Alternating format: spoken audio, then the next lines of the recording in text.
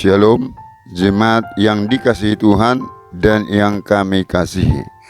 Terpujilah Tuhan kita Yesus Kristus yang sangat mengasihi, menjagai, melindungi, dan memberikan kesehatan kepada kita sampai hari ini. Saya sangat mengapresiasi jemaat Philadelphia yang telah mempraktekkan saling mengasihi, saling membantu satu sama lain. Philadelphia. Pada hari ini saya akan menyampaikan firman Tuhan dengan tema di dalam Kristus Tuhan kita menjadi pemenang atas segala masalah. Yang pertama, pelayanan Paulus kepada jemaat Filipi.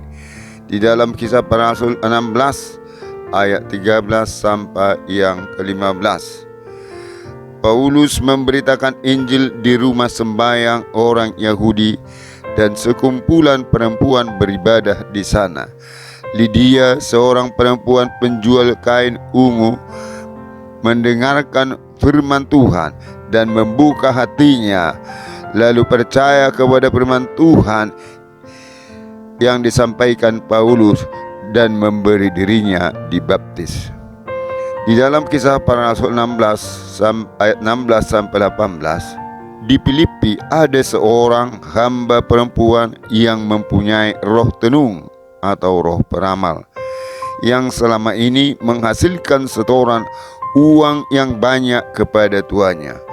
Perempuan itu selalu mengejek Paulus dan Silas. Ketika mereka pergi beribadah 1-2 kali, Paulus biarkan. Tetapi pada kali yang ketiga, Paulus langsung mengusir roh peramal itu sehingga tidak ada lagi setoran kepada tuannya. Di dalam Kisah Para Rasul 16 ayat 19 sampai 33, tuan perempuan itu mengamuk dan sangat marah. Lalu Paulus dan Silas ditangkap, dibawa ke kota menghadap pembesar kota itu dengan tuduhan mereka pengacau. Lalu pembesar kota perintahkan supaya mereka membuka pakaian dan mereka dicambuki orang-orang itu, dan sesudah itu dimasukkan ke dalam penjara. Penjara yang paling dalam, dengan tangan diborgol, kaki dipasung.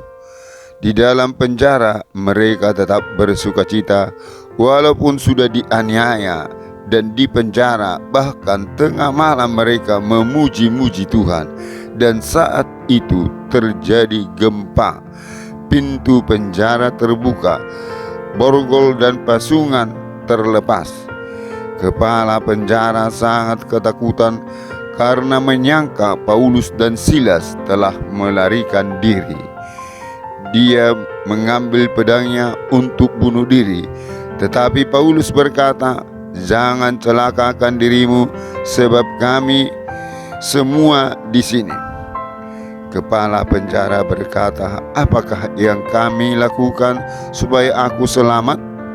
Percayalah kepada Tuhan, engkau dan seisi rumahmu." Lalu mereka memberitakan firman Tuhan kepadanya dan kepada semua orang yang ada di rumahnya. Pada jam itu juga mereka percaya kepada Tuhan. Lalu mereka sekeluarga memberi diri dibaptis. Haleluya, puji Tuhan. Yang kedua, respon jemaat Filipi kepada pelayanan Paulus. Di dalam Filipi pasal 1 ayat 3 sampai 6. "Aku mengucap syukur kepada Allahku setiap kali aku mengingat kamu, dan setiap kali aku berdoa untuk kamu semua. Aku selalu berdoa dengan sukacita. Aku mengucap syukur kepada Allahku karena persekutuanmu dalam berita Injil mulai dari hari pertama sampai sekarang ini. Akan hal ini aku yakin sepenuhnya, yaitu Ia yang memulai pekerjaan baik di antara kamu akan meneruskannya sampai pada akhirnya pada hari Kristus Yesus." Ini artinya jemaat Filipi sangat membuka hati kepada firman Tuhan yang disampaikan oleh Paulus, sehingga mereka percaya dan mengerti, lalu melakukan firman Tuhan.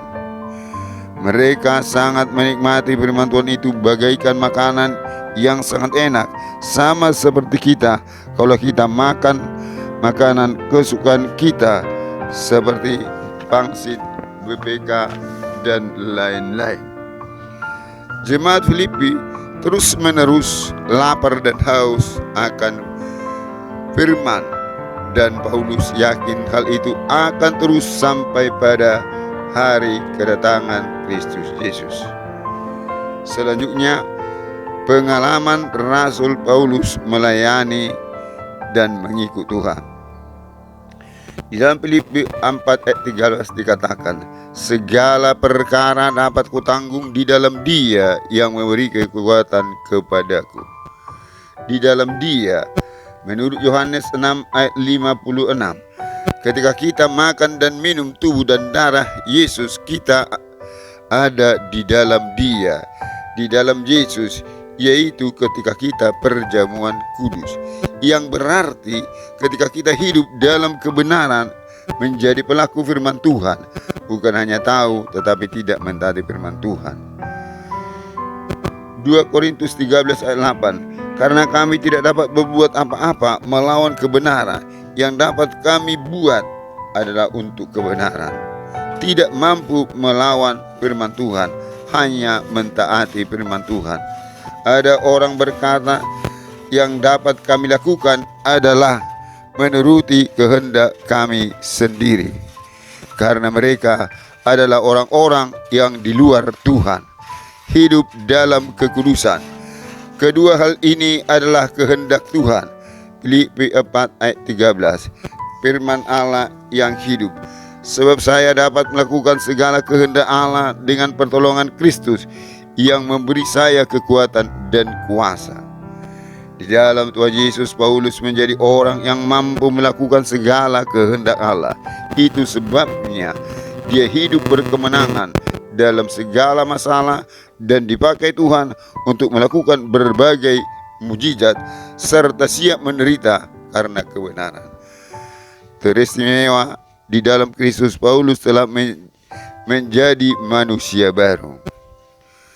Di dalam 2 Korintus 5 ayat 17, jadi siapa yang ada di dalam Kristus, ia adalah ciptaan baru. Yang lama sudah berlalu, sesungguhnya yang baru sudah datang. Dikatakan di sini, siapa yang ada di dalam Kristus. Saya ada di dalam Kristus menjadi ciptaan baru. Saudara-saudari dalam Kristus adalah ciptaan baru luar biasa. Jadi mari semua jemaat tinggal di dalam Kristus supaya semuanya kita menjadi ciptaan baru. Haleluya. Sehingga kita hidup berkemenangan dalam berbagai masalah seperti Paulus. Dalam Filipi 4 ayat 11 sampai 13, Paulus belajar mencukupkan diri dalam segala keadaan. Biarlah kita juga belajar mencukupkan, yaitu apa yang ada seperti masa sekarang ini, supaya kita yaitu mencukupkan sesuai dengan apa yang kita dapatkan daripada Tuhan. Di dalam ayat 10, aku sangat bersukacita di dalam Tuhan bahwa akhirnya pikiranmu dan perasaanmu bertumbuh kembali untuk aku. Memang selalu ada perhatianmu, tetapi tidak ada kesempatan bagimu. Kukatakan ini bukanlah karena kekurangan, sebab aku telah belajar mencukupkan diri dalam segala keadaan. Segala perkara tidak ada yang asing bagi Paulus. Lapar, kenyang, kekurangan, berkelimpahan, bagi Paulus tidak mempengaruhi kesetiaannya melayani Tuhan. Ini adalah pantas kita teladani. Di dalam apapun situasi, kita tetap setia mengikut Tuhan dan melayani pekerjaan Tuhan. Puji nama Tuhan. Di dalam Filipi 1 ayat 29, kepada kamu dikaruniakan bukan saja untuk percaya kepada Kristus, melainkan juga untuk menderita bagi Dia, siap mengalami yang manis, tetapi siap juga mengalami yang pahit. Seperti masa-masa yang sulit seperti sekarang ini, di dalam situasi yang membuat semua kesulitan-kesulitan yaitu berdampak karena COVID-19 ini. Di dalam Filipi 4 ayat 14 sampai 18, jemaat Filipi sangat memperhatikan kebutuhan Paulus. Bahkan Paulus sangat berkelimpahan, ayat 17. Tetapi yang kuutamakan bukanlah pemberianmu, melainkan buahnya yang makin memperbesar keuntunganmu. Apa keuntunganmu? Keuntungan jemaat Filipi. Apa keuntungan jemaat Filipi? Ayat 19. Allahku akan memenuhi segala keperluanku menurut kekayaan dan kemuliaannya di dalam Kristus Yesus.